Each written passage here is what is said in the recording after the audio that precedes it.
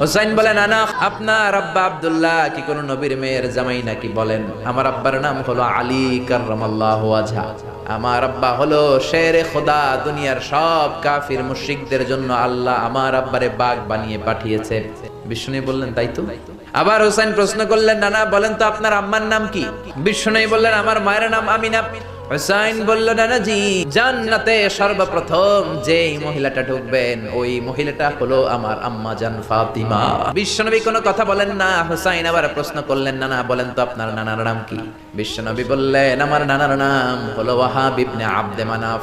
হুসাইন বলে, নানা আপনার নানা ওয়াহাব রে কে চিনে? আর আমার নানারে চিনে না এমন কোন মানুষ পৃথিবীতে নাই। এই হলো আমার নানা। এবার বলেন কে দামি? বিশ্বনবী আর ধৈর্য ধারণ করতে পারেন না, ধা ধা করে চোখের পানিগুলো ছেড়ে হোসেনকে বুকের মধ্যে জড়িয়ে ধরেন আর বলেন, হোসেন তুমি ঠিকই বলেছো, আসলে আমি নবীর চাইতে তোমার দাম আল্লাহর কাছে